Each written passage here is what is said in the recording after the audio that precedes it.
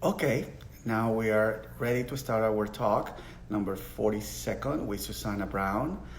She's joining us today from London, and we're going to talk about this historical exhibition that she did a couple of years ago about horse be horse at the Victoria Albert Museum. So we're going to give a welcome to Susana. Join us today, and we're going to talk about horse be horse. She's about to connect. Susana, Hello, can you hear me? thank you so much for being here today with us. Really appreciate the opportunity to discuss not only the exhibition that you curate and orchestrate at the Victoria Albert Museum with all your colleagues, and also about your amazing book, Horse be Horse by Rizzoli, that I treasure very much. So, welcome. Thank you. It's lovely to see your face. How are you? I am well, alive, I would say, due to these difficult situations. Now, Miami is the epicenter, but we are going to beat it. And I hope you are well too in London with your family. Yes, thank you. We're all safe and well here, wearing our face masks wherever we go, and trying to be stylish with it. But we're fine. That's true. Tell us how your career started, Susanna, because it's so interesting that it's such a young lady. It's have such an important position, and we're able to review and discover among your achievements this amazing exhibition of Horse be Horse. How did you start? How did you get beat by this sort of exciting movement of art and photography? So I studied art history at university. That was my specialist area at university, and also my master's degree. I studied the history of museum collections. But when I was at university, I also ran the photographic darkroom and taught my friends, other students, how to use the darkroom, how to work in the darkroom. We did little student exhibitions and that sort of thing. So photography was always quite a big part of my life when I was studying.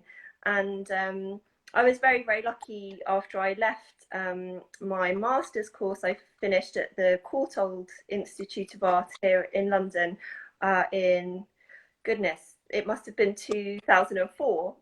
And I then had an internship at the National Portrait Gallery, which, as you know, has one of the most fantastic collections of photography anywhere in the world. And I really enjoyed working there as an intern, and then actually got a job at the Portrait Gallery. So I stayed there for several years, helping with exhibitions like Vanity Fair Portraits and the big show on the Welsh photographer Angus MacBain. Wonderful projects, really super enjoyable time. And then I moved on from there to the V&A, to the Victoria and Albert Museum, as it's officially called, in 2008. So it's a long time that I've been at the V&A. And it's such a vast museum that it's sort of hard to get bored. You know, it's such a huge collection.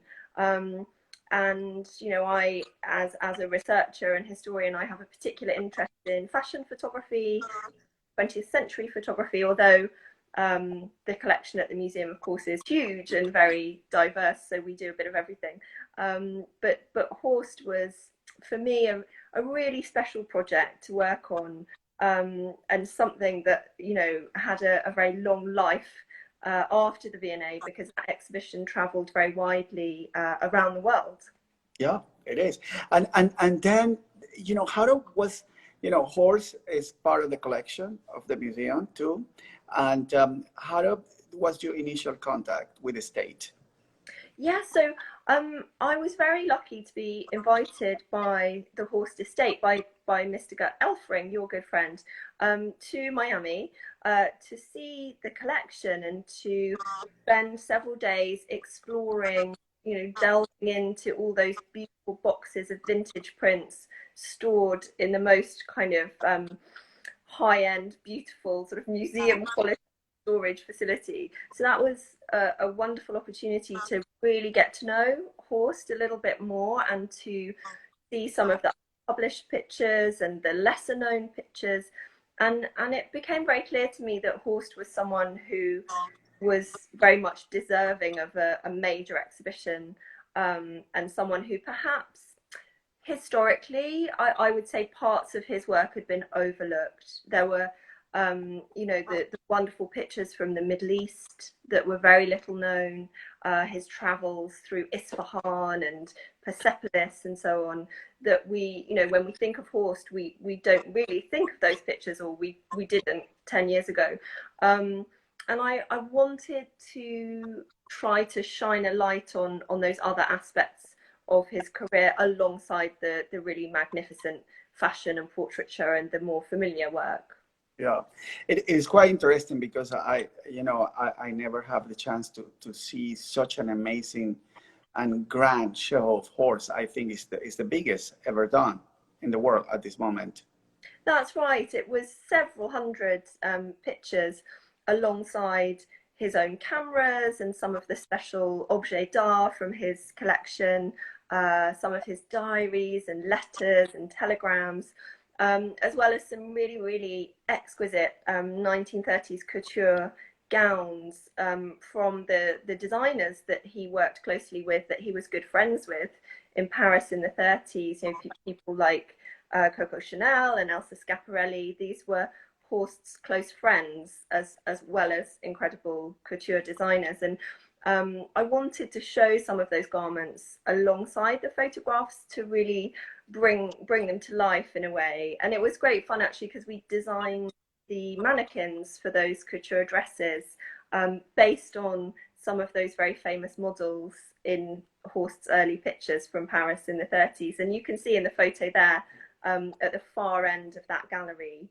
the beautiful dresses, all in kind of black, white, shimmering silver, gold, kind of metallic palette to the dresses, which we wanted to do that kind of in keeping with the gelatin silver prints that Horst was producing in that era, that have such kind of gorgeous grey tones and metallic quality to them. Yeah, you know, it's so funny. It was such an special night. The whole world was there, I would say. And how many rooms were? Because I just went to rooms and rooms and rooms, but I don't remember. Yeah, so there were 10 different sections to the exhibition. It is a huge exhibition space. And in total, I think we had about 300 pictures. So as you say, a big, big scale. But it really deserved that space because, you know, Horst worked almost non-stop for 60 years.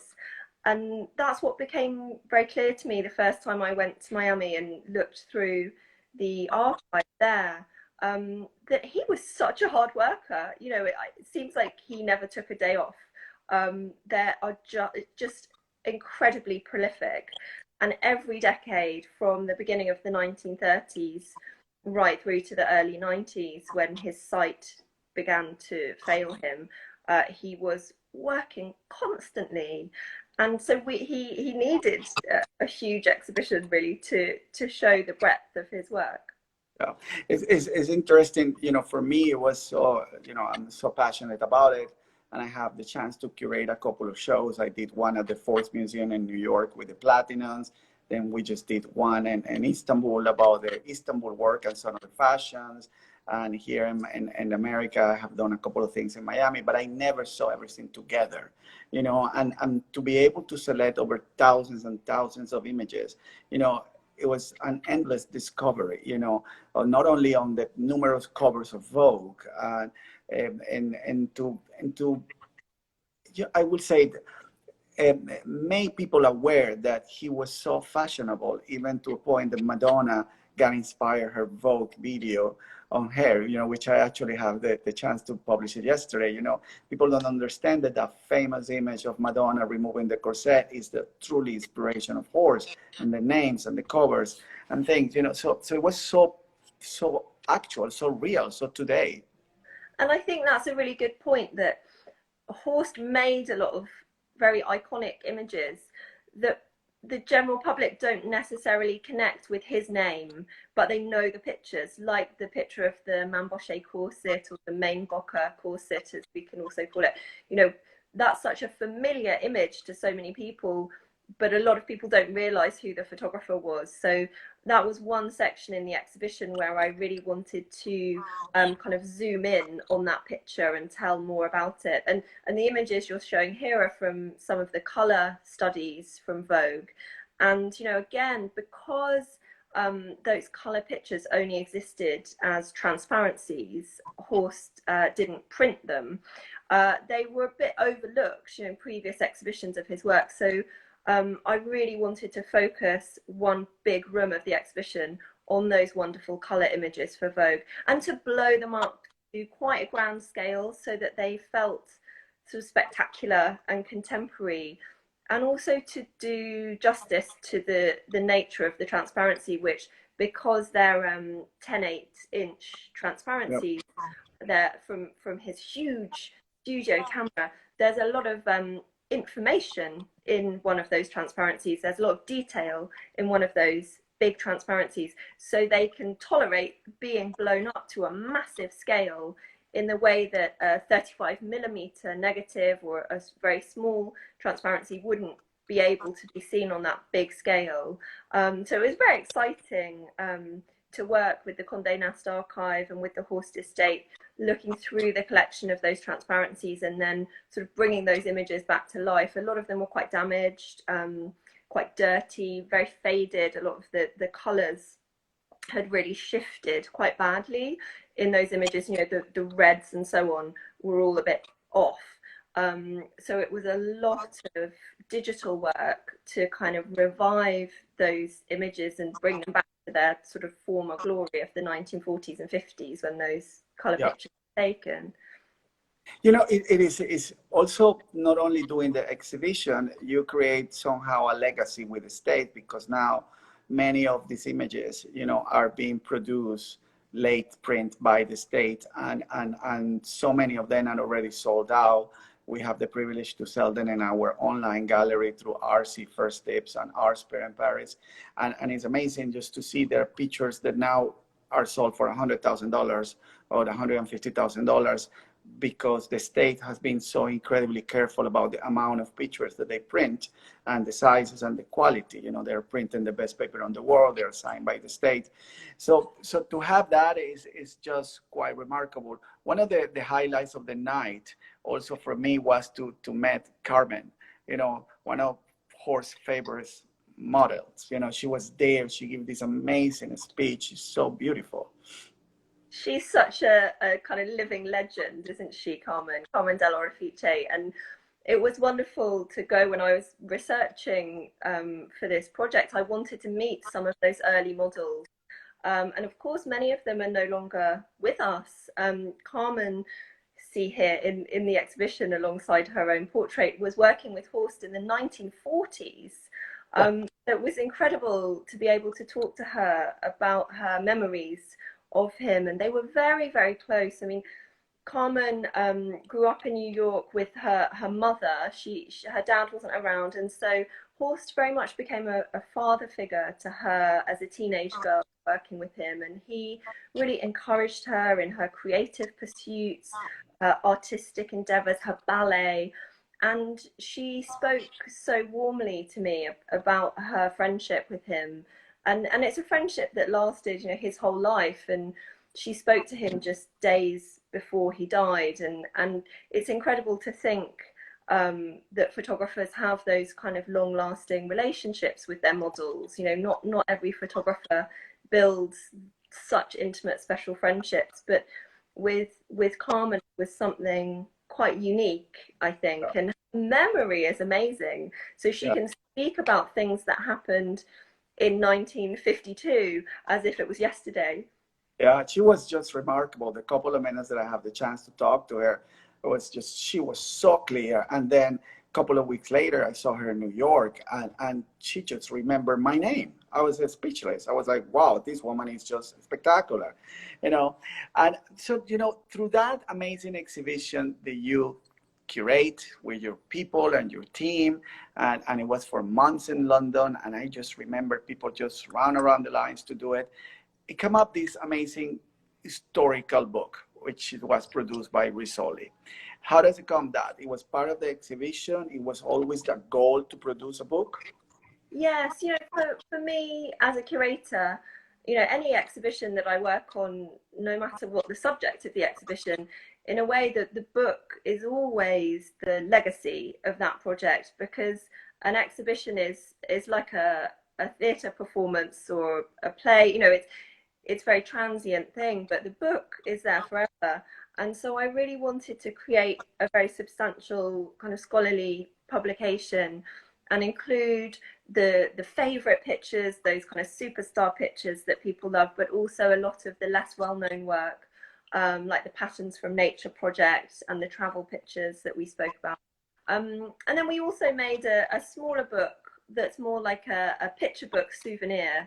But the Rizzoli book is really something very, very substantial that I hope, will really stand the test of time, as a sort of definitive summary of Horst's legacy. And for me, researching exhibitions and publications, it's always so important, as I say, to talk to people like Carmen and the friends, the family members, the colleagues of a photographer, when that photographer isn't around anymore, to speak to. I never had the good fortune to meet Horst himself, but I was able to meet a lot of the people with whom he worked very closely, and a lot of the people that were intimate friends of his. And so that was a very important part of the research process for me. And reading his diaries was incredibly helpful as well. And I hope he didn't mind. There's something quite strange about knowing that you're reading something that was a personal journal, a diary that was never intended to be published. But for researchers, we're always so grateful when artists do keep diaries and when they keep letters as well, because the letters tell us so much about how other people perceive them. And in Horst's case, he kept hundreds and hundreds of letters, telegrams from Coco Chanel during the Second World War, when he was in New York and she was in France, that just say, Horst, darling, I love you, I miss you. Fantastic letters from photographers like Richard Avedon saying, I so admire your work, and I've pinned your photographs up on my board to inspire me.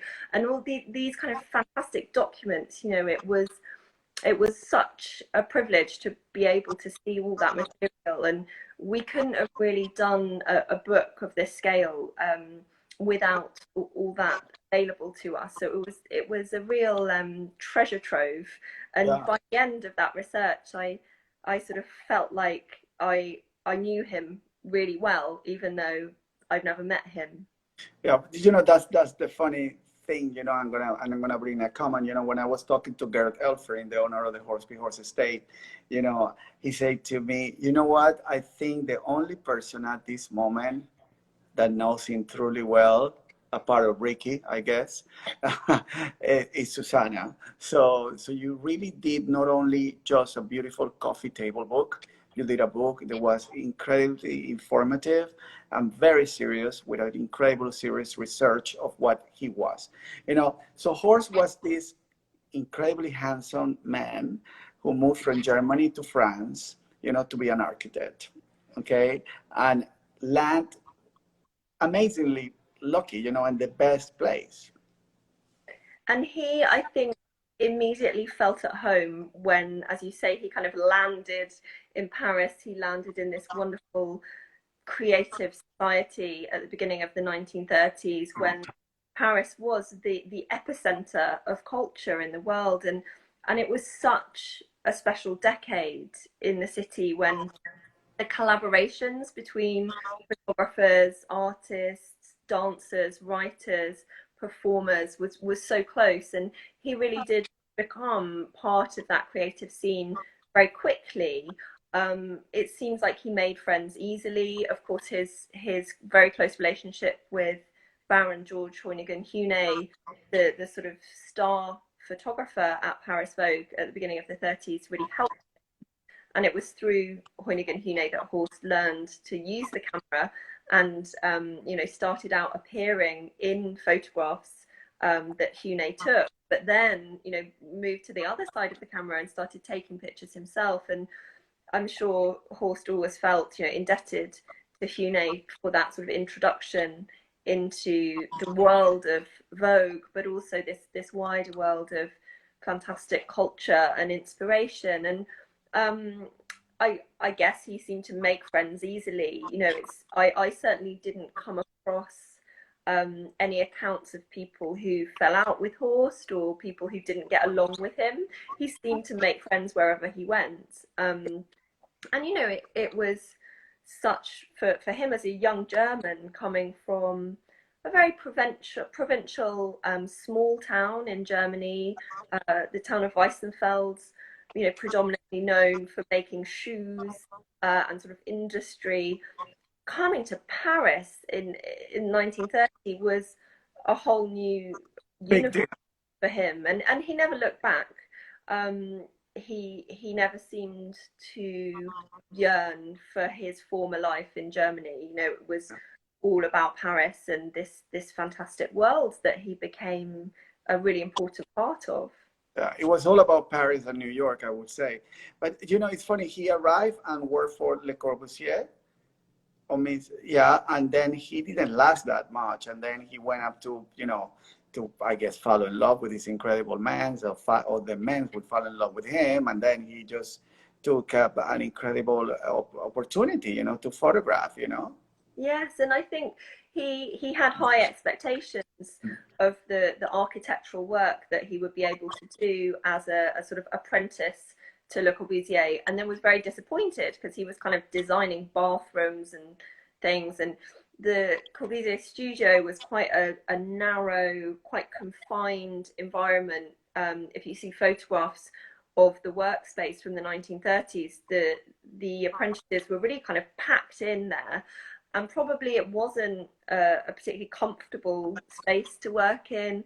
And I think it was a very strict sort of regimented approach to each working day, and it just didn't suit Horst. But you know, there are very few photographers of the 1930s who had any kind of professional training as a photographer.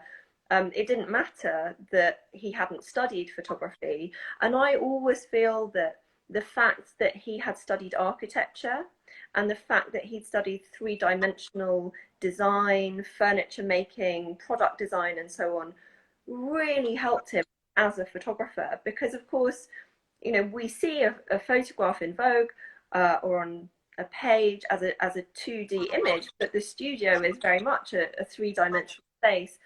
And it's because of his great understanding of architecture and three-dimensionality that he's able to create these mini worlds and these incredibly rich fantasies, you know, in the space of a photographic studio.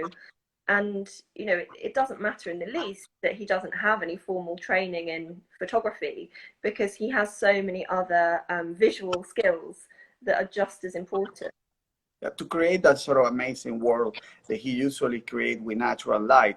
Plus, being around in Paris at that time, everybody was there. You know, Picasso, Dali, Chanel, everybody who was anybody, you know, on these amazing 40s were just spectacular. You know, and we can see here costumes that he photographed for Dali, and how he makes the Greek mythology sculptures and everything, and that's sort of like, it's impossible to take a look of the entire book, but I choose some pages, you know, with your permission to discuss, because I know there are so many, you know. But he started to photograph, you know, people like Chanel, and do somehow work for America, right?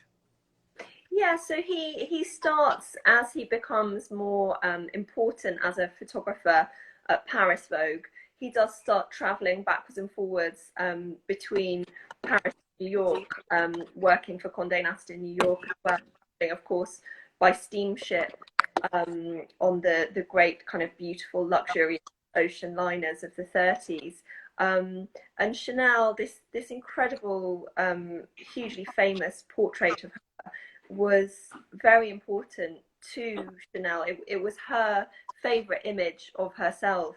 And when Horst took it, Chanel asked for many copies to be printed that she wanted for herself and to give to friends and so on. And then, of course, she wanted to pay Horst for the photographs, and he wouldn't accept any money. So instead, you know, she took Horst, had Horst in her apartment, and was showing him her amazing collection of antiques and furniture, and all the pieces of furniture which he admired in her home. She then gifted him the next day as a thank you for this beautiful photographic portrait. Yeah. And a truck of exquisite furniture arrived at Horst's apartment in Paris from Chanel, and you know, it was a friendship that lasted so many years. And this, no matter what age she was, this was always, you know, her favorite image of herself. And it's a kind of fairy tale picture. It's such a wistful. It's beautiful. Yeah. It's beautiful. You know, this, you know, it's so many beautiful images in black and white because color was not there at the moment, you know, and before he left Paris, you know, before the invasion, you know, he took this iconic picture, and it's been somehow the picture that can summarize that part of his life before he left France in order to come and live in America.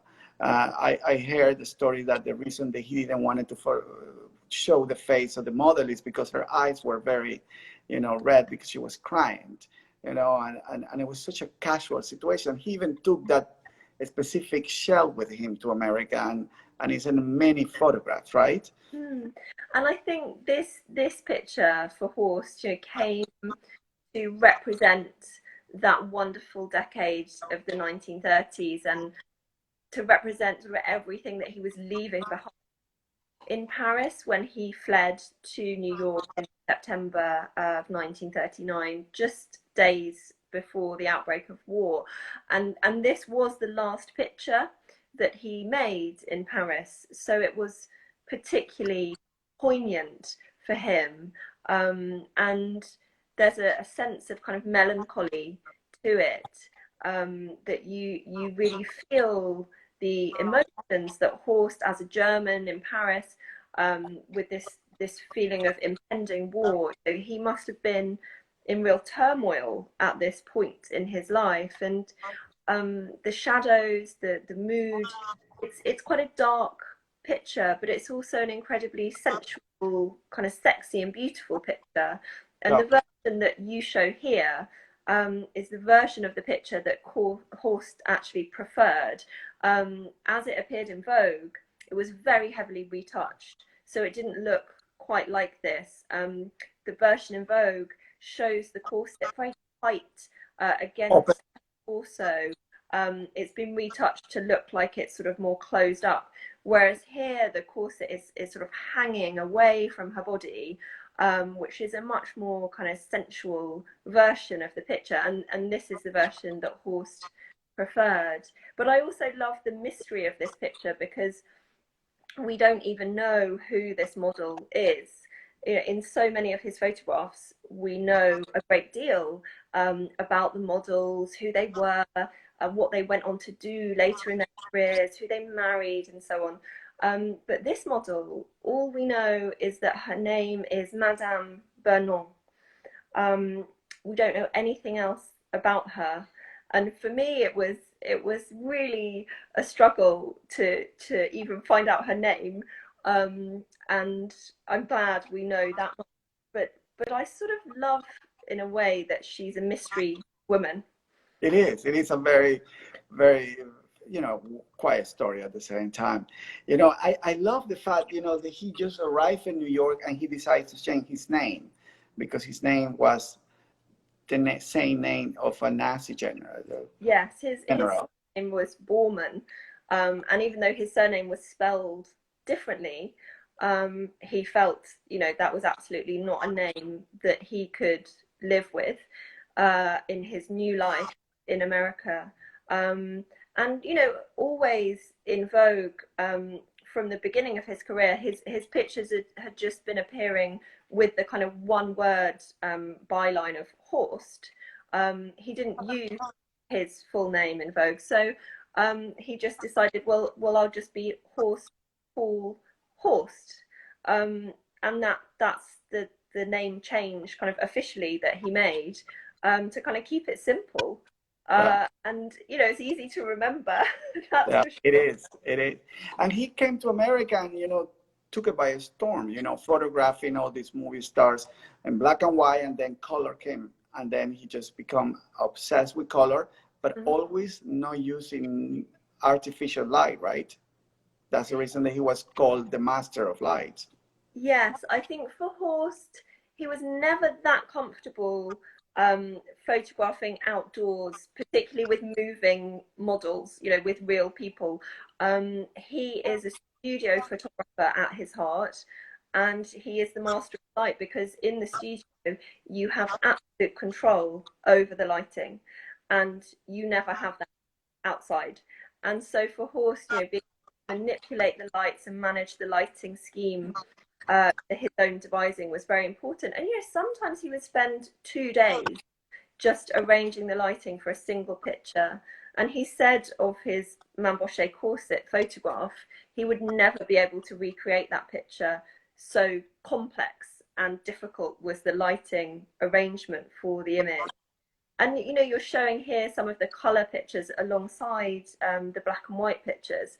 And Horst is, I think, one of the few professional photographers of his generation who really was able to embrace color, this new language of color. You know, at the end of the 1930s, when Kodak released their Kodachrome film for professional use, in I think it was 1938.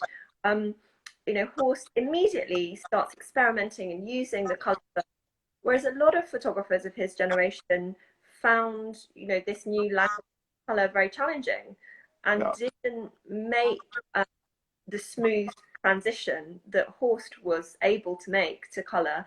And it is, as Carmen herself said to me, you know, it's a completely different language if you're used to working in black and white.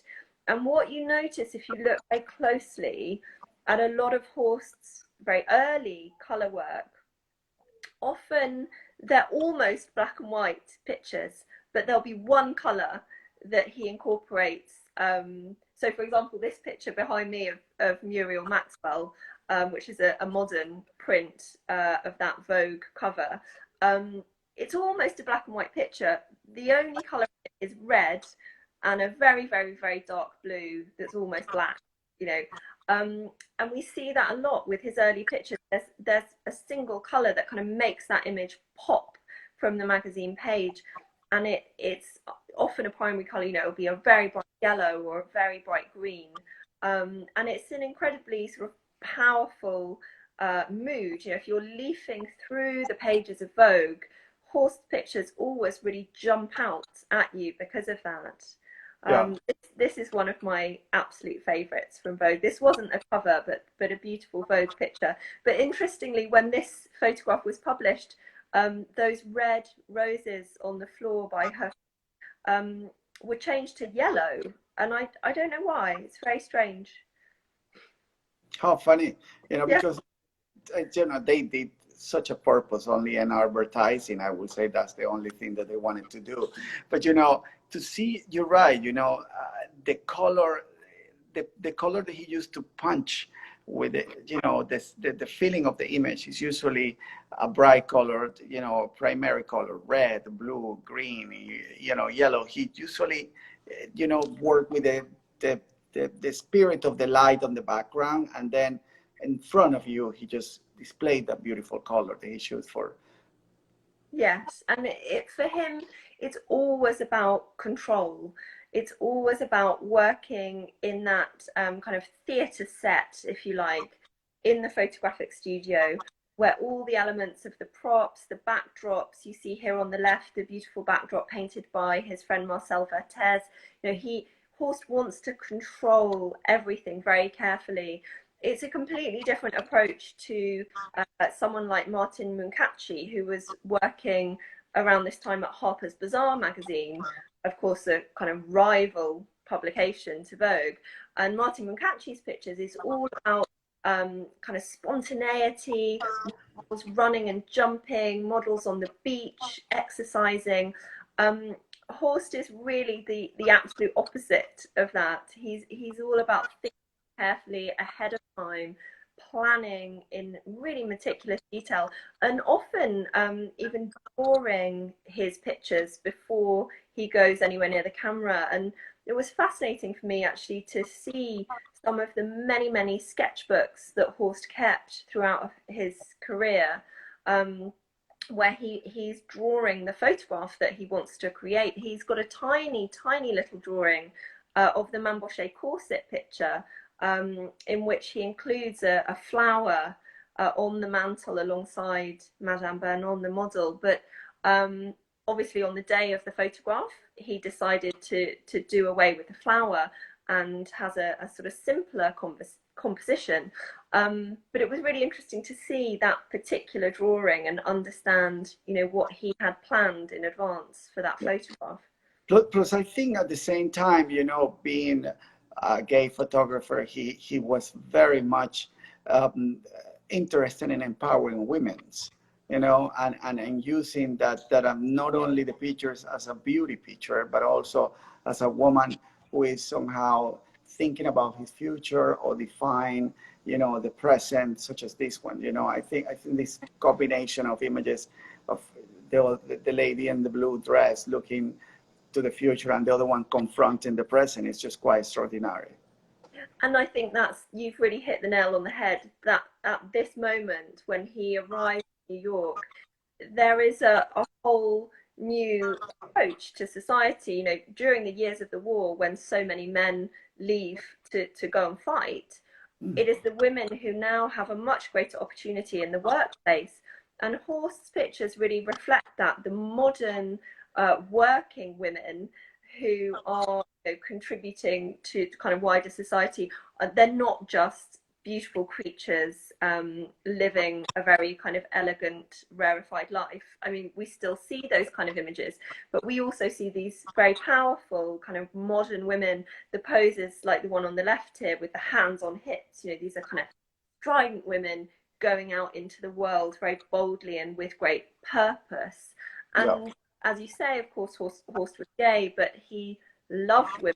He adored women, and his pictures always kind of celebrate women. They're never, to my mind, in any way kind of derogatory or uncomfortable. It's always a celebration of beauty, in all its forms, and femininity, but also the power that women at this moment in history begin to have as kind of individuals working, especially in New York, where he was. I think he felt that very, very strongly. And often he would photograph these women in his own home in Oyster Bay on Long Island, as well as using the studio.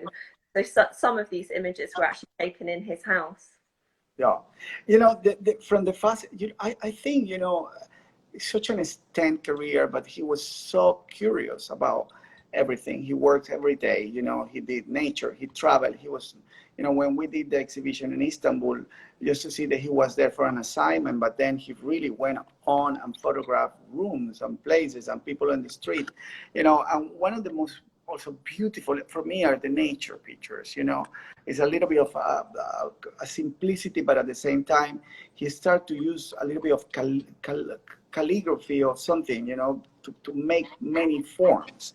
Plus, look at the style that his posing is. I think this picture is by the portrait. The portrait's by Irving Penn, yes, yeah. Beautiful. Irving Penn. And for me, this was a really fascinating project to discover, because I hadn't ever seen the book that Horst published in the 1940s called Patterns from Nature. And when I saw the book and these beautiful vintage prints from it, I was really struck by just what a massive departure this was from any of his previous work. And I think for him it was very important to take a break from kind of fashion and glamour and beauty and get back to nature. with this project, and it comprises these very forensic, detailed pictures, as you see here, of plants and leaves and flowers, cells, beautiful rocks and minerals, all organic subjects. But that wasn't the full project. You know, he then uses these detailed photographs to create fantastic collages where he reproduces his photographs many times in kind of tessellated forms. So we see them here almost like looking through a kaleidoscope. Kaleidoscope, that's the right word. Thank you. Yeah. Yeah, they're really magical and very modern, you know, to my eye, I think. And these are mid 1940s, but these were actually used as textile prints by a company in New York. Printed some of these images on silks, and they were tinted in gorgeous pastel colors, and used kind of dress fabrics and so on. And that's something that Horst was always fascinated by, the kind of life of a photograph beyond the photographic paper, that these photographs could become textile designs and become kind of wearable, or he would occasionally turn photographs into needlepoint designs. So some of his favorite pictures became cushions or chair backs in very detailed needlepoint. And he loved that sense of kind of applying photography and sort of translating images into a different medium, often a sort of textile-based medium. I think that's beautiful, and we're about to find out any moment very soon who produced these fabrics. And being in Amazon everywhere to see if I can find out if there's any fabrics out there, because I think they're just so beautiful. And then of course, you know, he traveled, and he just was an avid travel, not only for work, but only for, you know, for pleasure. So one of the historical, I think, series of pictures are the ones in Persepolis. And he was lucky in that his partner at this time was Valentine Lawford, or Nicholas Lawford, as he's also called, who was a diplomat. So Lawford often had to travel to these fantastic places around the world, and Horst was able to travel with him. And in Persepolis, as the images you're showing here, he was completely transfixed by the quality of light on the sculptural relief, these low relief, kind of quite flat carvings that he saw in the evening sunlight at Persepolis. And he recorded very vividly in his diaries at that time the experience of visiting this place that was so different to anywhere he'd ever experienced before. He loved traveling to Greece, and with Huynigan Hune in the 1930s made several trips to Greece. And I think for him, Persepolis was similar in terms of the quality of light that he saw there. And it's a quality that he often tried to recreate in the studio, that very kind of hot sun, that beautiful evening sun, that there's a sense that the sculptures themselves, you kind of feel the warmth of the stone when you look at these images. And yeah, it was very a sandy experience for Horst visiting Persepolis and Isfahan, where they travelled with some of the tribesmen, and were able to kind of make new friends there with local people, to really experience that place not just as tourists, but to kind of be a bit more embedded in the society there, was very special for him. Yeah.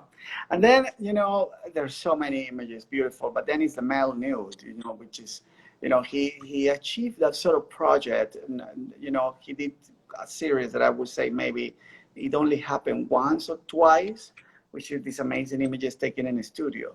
And this project was from 1952, and it's interesting that they were shown in Paris, even though Horst wasn't living in Paris at that time, but they weren't really shown anywhere else, and they're a little bit overlooked.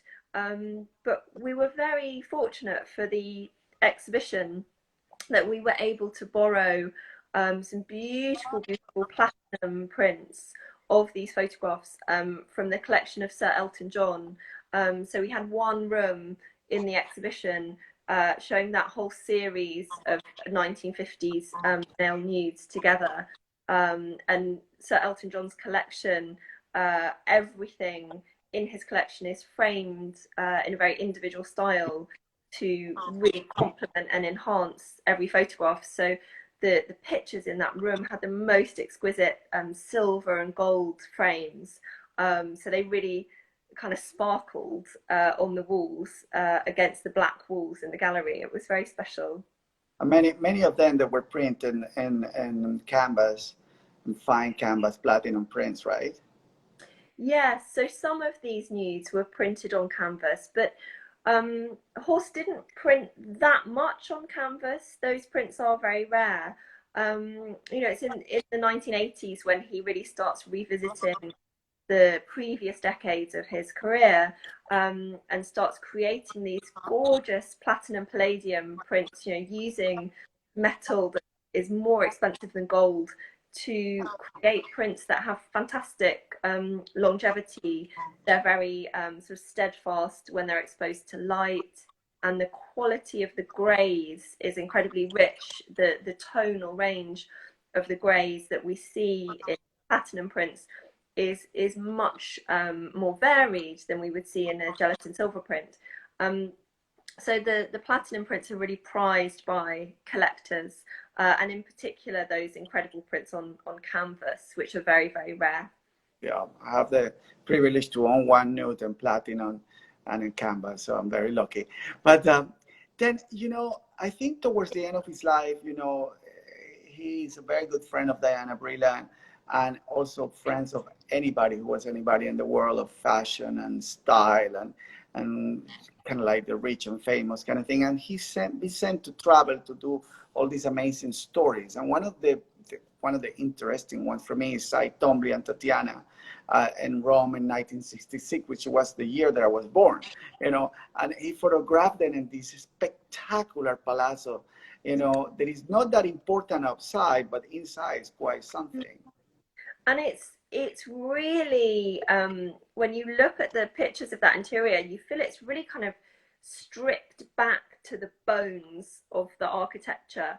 It's not what you'd necessarily expect the interior of an Italian palazzo to look like, and it's almost like stepping into one of his paintings. The color palette of the apartment of the palazzo is very restricted color palette of the kind of greys and tawny shades and creams that we see in Twombly's most famous paintings.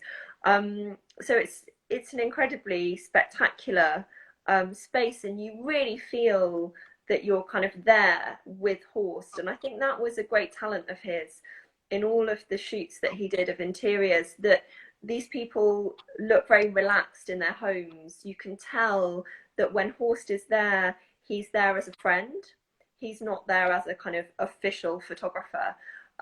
He often will use kind of clever devices like a vase of flowers quite close to the camera, and you'll see the subject, whoever that might be, Twombly or Andy Warhol, whoever it might be, sort of in the distance, you'll see that person beyond the vase of flowers, as if you're kind of just stepping into their living room for a party or something. And it's a very clever device that he uses quite a lot. And I think often, Horst really was close friends with these fabulous, famous people that he was photographing. So the reaction he gets from these subjects in the pictures is that of a kind of intimate friend, not a sort of distant photographer. Yeah, it's interesting because with the state, they have produced 4 portfolios, because I think this is the most extent sort of photo shoot of everything is absolutely perfect. They have produced portfolios and different images of Cy Tombly, Marella Agnelli, this wearing here this amazing Valentino couture in Villa Perazza in Italy, and then he goes to Yves Saint Laurent in his house in the country. So he just went around, stayed for a couple of days, sometimes week, with his boyfriend, who was actually writing the notes, Valentin Ladford, right? Yes, I mean that's the lovely thing. It's really a collaboration. You know, Horst is taking these fantastic pictures, but then his partner is writing the text to accompany the pictures for the magazines.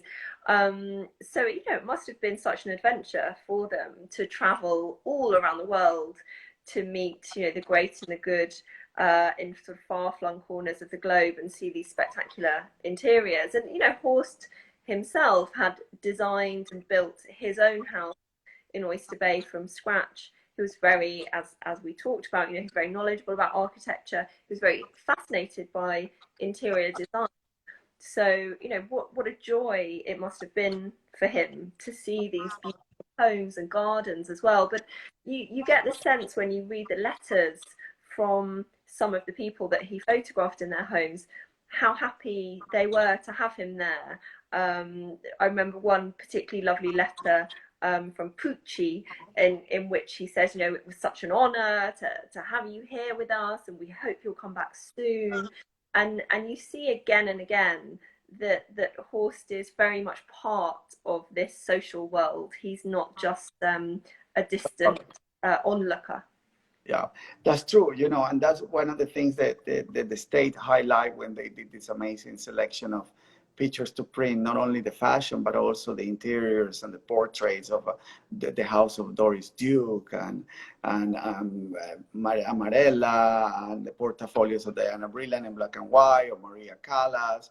You know, they're beautiful portraits of Andy Warhol, Roy Lichtenstein.